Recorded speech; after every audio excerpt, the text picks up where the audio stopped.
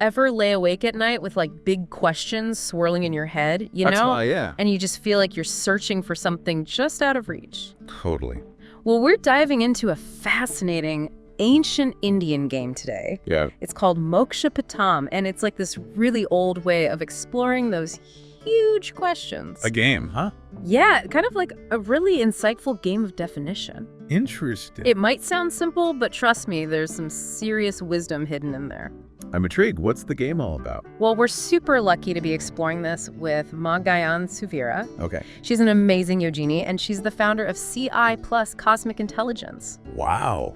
Oh, and she's also a really talented astrologer and tarot reader. She sounds incredible. She is, and it's through her work that this ancient philosophy of Moksha Patam is being shared in such a relevant way today. So she's kind of like bringing it back to life. Exactly. That's so cool. So think of this as our deep dive together, Yeah. you know, Yeah. into how this traditional game can give us these incredible insights into our own life journey, those big questions we have, and even the journey of our soul. I'm ready. It might even remind you of snakes and ladders. Oh, really? Yeah, but we're going to explore the idea that the answers we're looking for might already be inside us, just waiting to be uncovered. I like that idea. So Yeah. where do we even begin with a game this old? Let's start with the history. Moksha Patam has roots that go way back centuries. Oh, We're talking about saints like Saint Gyaneshwar using it, really? and various rishis too, but Yeah. not for entertainment. Oh, They actually used it as a counseling tool. like a spiritual guide almost. Exactly, and it seems like it mainly developed in certain regions of India, Okay. Maharashtra, Gujarat, and Rajasthan. I see. And get this, you can still find Moksha Patam being sold today. No way. Yeah, near temples in South India, often printed on things that look like calendars. That's wild. It's really stood the test of time. It really has, but here's the interesting part. Over time, the game evolved. How so? During British and Mughal rule, it became more of a family board game. Like the snakes and ladders we know. Yeah, exactly. But its original purpose was much deeper. So it has like these hidden philosophical roots. You got it at its core. Moksha Patam shows us the law of karma. Cause and effect. Exactly. And it's said to map out the soul's journey from the very beginning Okay. all the way to enlightenment, which is known as Vishnudham or Vaikuntha.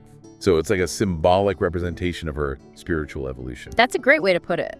But how does a game actually provide these insights? Right. You can't just be random. It's not. Maa Suveera talks about the concept of synchronicity. I've heard of that, like meaningful coincidences. Yeah, exactly. But how does that apply to the game? Well, she says to think about the mind in 3 layers, lower, middle, and higher. Okay. And the higher mind is closely connected to cosmic intelligence and God. Interesting. So where does the person asking the question fit into this? They're called the querent, and the amazing thing is Yeah. the answer to their question already exists within them. What do you mean? It's in their higher consciousness, but they're not consciously aware of it. So they have the answer, but they don't know it. Exactly, and that's where the facilitator comes in. Like Maa Suveera. Yes, someone who understands the game helps bring that answer out. They act as a bridge from the querent's higher mind. It's pretty mind-blowing. It is. It really makes you think about how we find answers. And Maa Suveera even talks about how higher dimensions don't work like our normal time.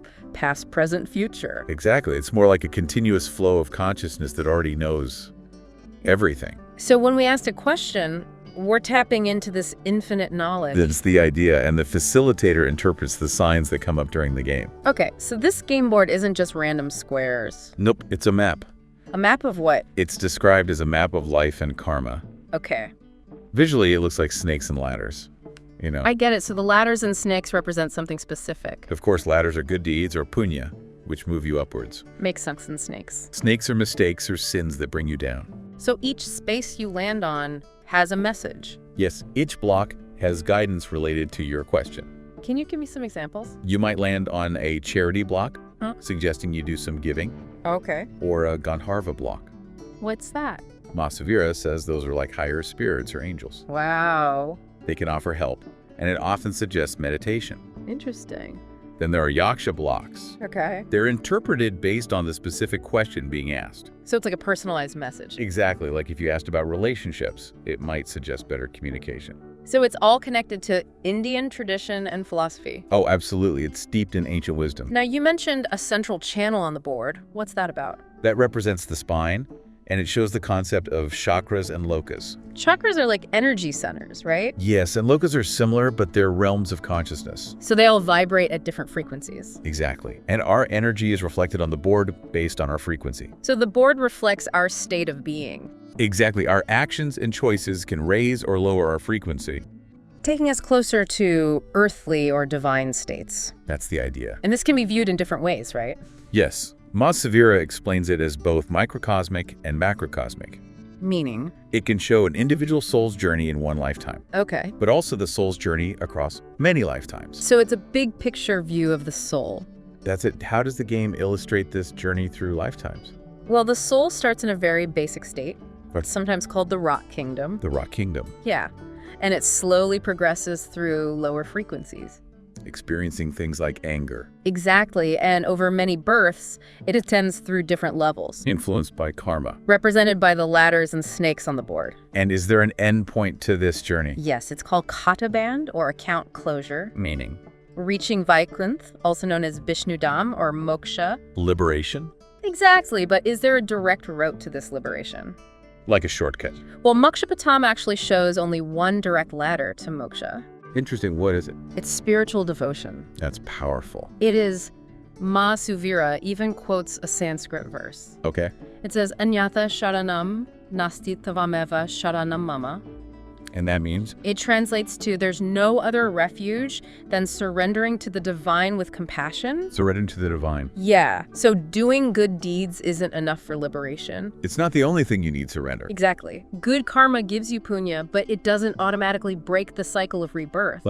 Because even the experiences from good karma hoga punya have to be lived through. And that leads to more attachment and rebirth. Right, so devotion or bhakti is crucial. It sounds like it's believed that people born with bhakti have learned from past lives. Yes, through paths like jnana yoga and karma yoga. The yoga of knowledge and selfless action? Exactly. But even those aren't enough on their own. You need the ugam, the awakening of bhakti within. I see. So you can make progress, but still get caught up in desires. Exactly. That's where Maya or illusion comes in. And that's why prayer is so important. It's about surrendering even those desires to the divine. Trusting that the divine knows best. Exactly. So Yeah. is there a specific time when someone feels this calling for moksha? It's not something we decide consciously. Okay. It's determined by the divine when our inner search becomes genuine. So how should we live if we're not solely focused on moksha right now?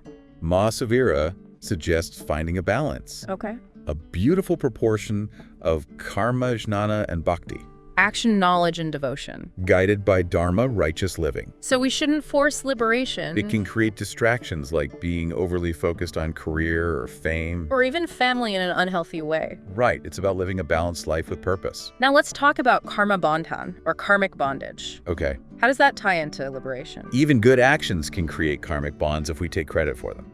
Like thinking I did this. Exactly. Sri Krishna teaches in the Bhagavad Gita Yes. to offer all our actions to the divine without attachment to the results. So it's the intention behind the action that matters, Precisely like the concept of yajna's selfless offering. where you focus on giving, not personal gain. Exactly. Those actions don't create bondage. And when we talk about surrendering to the divine, what are we surrendering? It's our ego, our individual sense of me. But who's asking us to surrender? It's the Paramatma, the supreme universal soul, not a personal ego. So God, in this context, is more of a universal power. Exactly, a consciousness that's everywhere. This brings us to awareness, or drishtapava, witness consciousness. It's a key to breaking free from karmic cycles. Oh, so Suffering and happiness are mainly felt by the ego. by the me that identifies with the experience. Exactly, so constantly chasing good and avoiding bad keeps us in the cycle. I see. And witness consciousness offers a way out. It often comes from regular meditation observing without getting caught up. Like there's a me and me and inner observer. Yes, that's the divine spark within, constantly watching. So we become self-aware during emotional moments. We can watch our ego's reactions instead of being overwhelmed. And as the spiritual self grows, what happens? Worldly ups and downs have less impact. You're less reactive.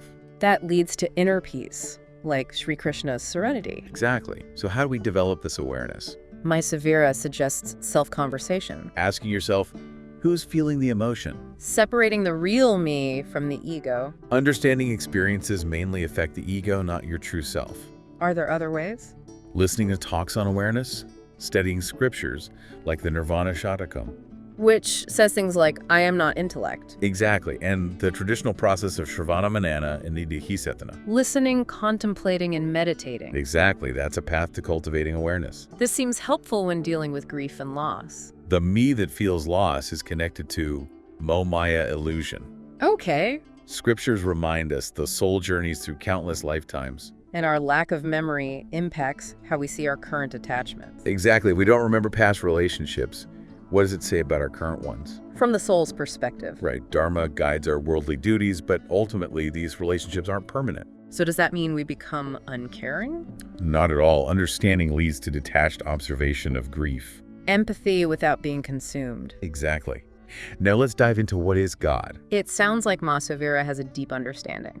She describes it as a love affair with God through experience, not just books. Interesting, and she talks about different levels of understanding. First, Paramatma, the unmanifest source of everything. The ultimate ground of being. Then creation, the movement, and change encompassing the universe. And within that. The gods and goddesses like Shiva, Vishnu, Devi. They're different expressions of the same source. Exactly different paths to the same ultimate reality. So what is the nature of Paramatma itself? It's described as Nirguna, Nishkriya, Nitya, Nirvikalpa, Niranjana, Nirakara, Nityamuktoism, Nirmal. And that means? Without attributes and active, yet the source of action, eternal, limitless, spotless, unchanging, formless, eternally free and pure. How do we even begin to grasp that? It often starts with connecting to the avatars. Like Krishna, Rama, Shiva. By developing devotion, our ego aligns with the divine will. And that reveals the formless nature of God. Like Krishna showing Arjuna his Virat Roop, his cosmic form. Showing the divine is beyond any single form. Exactly. So God is more of an essence of feeling. It's felt in the root of the soul. As Maa Suveera says, there's nothing else in this universe other than me. The feeling of separateness is an illusion.